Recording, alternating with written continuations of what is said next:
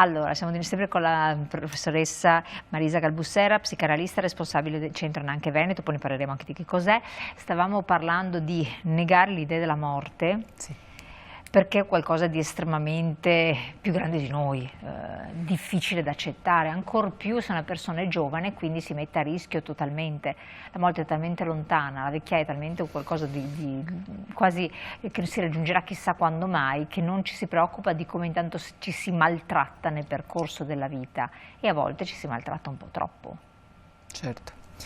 Il punto è che, ahimè, non muoiono solo gli anziani, muoiono anche i giovani. E tanti. Tra l'altro, sì, anoressia e bulimia sono la seconda causa di morte per i giovani tra i 15 e i 24 anni, se non vado errata, dopo gli incidenti stradali.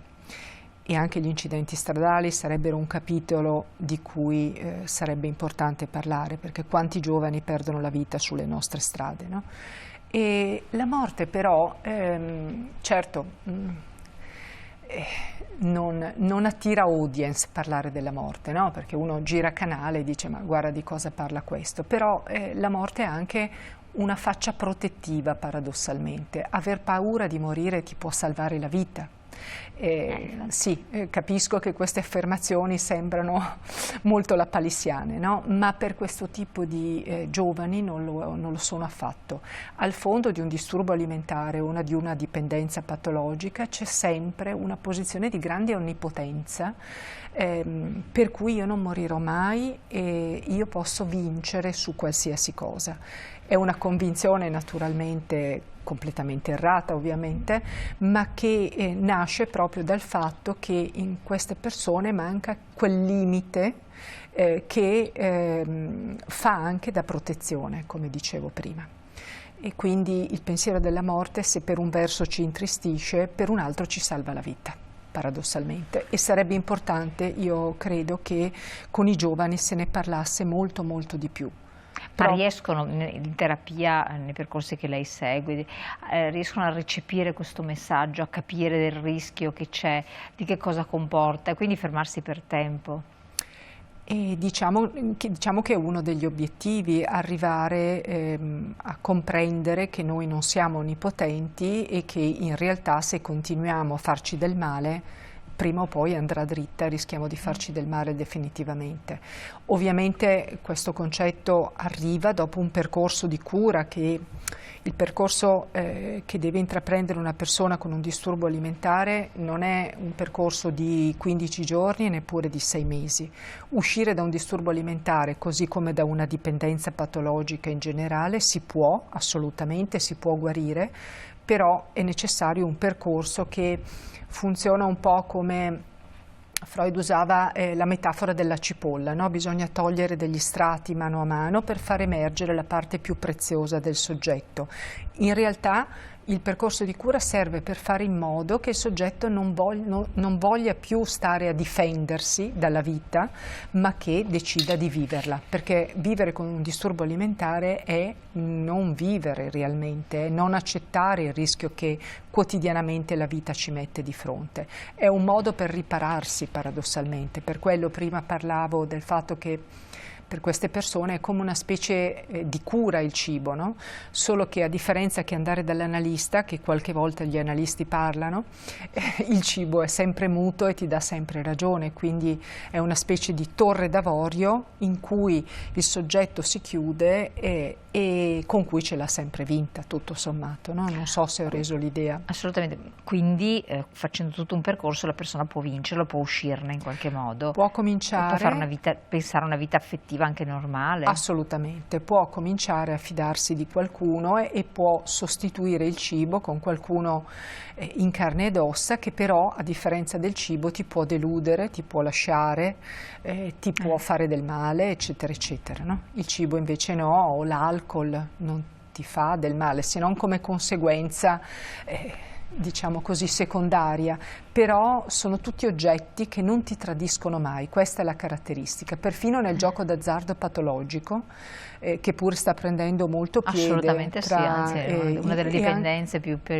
diffuse purtroppo. Sì, anche tra i giovani, soprattutto tramite le piattaforme eccetera eccetera, e anche lì si vede che c'è un pensiero che ha a che vedere con un'onnipotenza, cioè l'idea che io prima o poi con un colpo di magia cambierò il mio destino e anche il destino di tutte le persone che mi stanno attorno e tutti mi celebreranno come la più grande meraviglia, no? Una specie di sogno infantile, se vogliamo, a cui però il soggetto si aggrappa e sacrifica tutta la sua vita, rubando ai genitori, no? Come nella tossicodipendenza, pur di procurarsi l'oggetto magico, sono disposti a qualsiasi cosa. È la gratifica comunque che è un compensativo importante, cioè la gratifica di quella piccola vincita ogni tanto, del cibo che ti fa provare delle emozioni, la serotonina o l'adrenalina del gioco stesso, perché poi ci sono questi meccanismi, no, adrenalinici che provocano tutto anche nei recettori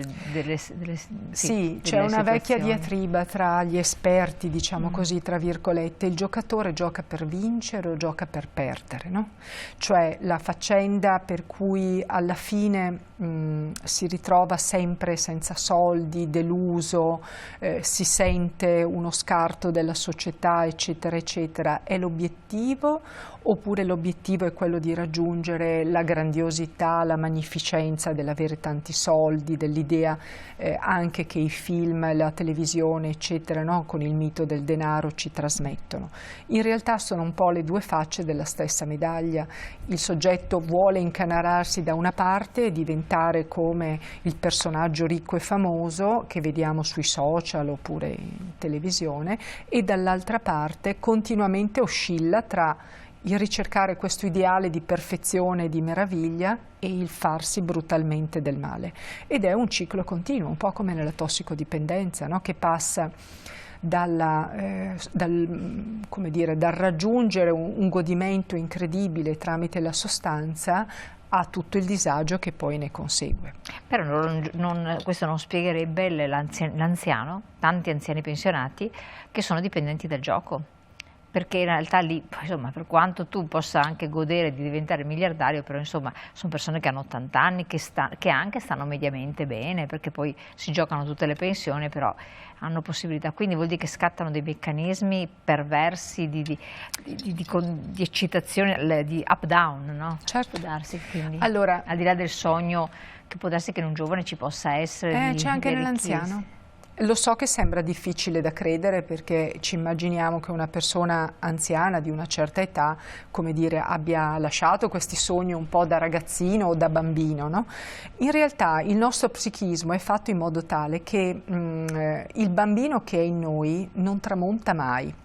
Diciamo che possiamo imparare a gestirlo, questo bambino, e in qualche modo riusciamo a gestirlo tramite diciamo così, dei metodi sublimatori, si dice in termini tecnici, cioè utilizzandolo che ne so, per giocare con i nostri figli, oppure per giocare a carte facendo una partita con gli amici. In altri soggetti questo bambino ha la meglio, e invece questo sogno onnipotente di diventare un soggetto meraviglioso e in fondo di vincere sulle avversità della vita rimane intatto, anche nella persona di 80 anni. Per quello prima parlavamo della morte, perché il nostro psichismo non è abituato di suo a vincere, no, l'idea della fine piuttosto che l'idea dello scorrere del tempo. Infatti in questi soggetti il tempo non scorre e mantengono una posizione di questi bambini onnipotenti senza neppure rendersene conto. E l'idea anche del pensionato che magari sacrifica tutta la sua pensione, che magari fa debiti e quindi si inguaia ulteriormente, è proprio questo. Diciamo che al fondo c'è sempre uno stato depressivo da cui il soggetto cerca... Quindi c'è un qualche cosa di base sempre. Sì, che però non è un problema della serotonina o dei neurotrasmettitori.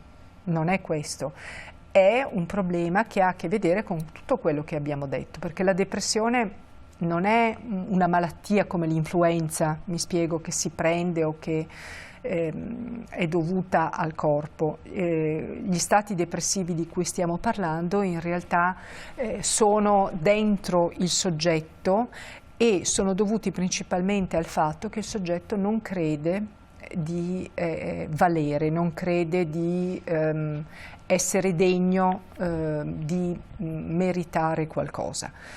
Quindi diventa un serpente che si mangia la coda. E questo nel senso di non essere degno, questo senso sì, di quasi autogiudizio, di disapprovazione di se stessi, ha radici nell'infanzia o può scaturire anche in età adulta in una persona che fino a qualche tempo prima era equilibrata? No, quasi mai. Direi che c'è una fragilità, quindi c'è una fragilità che si trascina, che può essere, diciamo così, in alcuni stadi della vita compensata, perché magari appunto il lavoro piuttosto che la famiglia o alcune situazioni della vita tendono a, come dire, far stare la barca in equilibrio. Poi la vita è fatta di continue crisi, no? C'è la crisi dell'adolescenza, la crisi della coppia, la crisi del matrimonio, la crisi dei figli, la crisi della menopausa, dell'andropausa, eccetera, eccetera. Tutte queste crisi mettono profondamente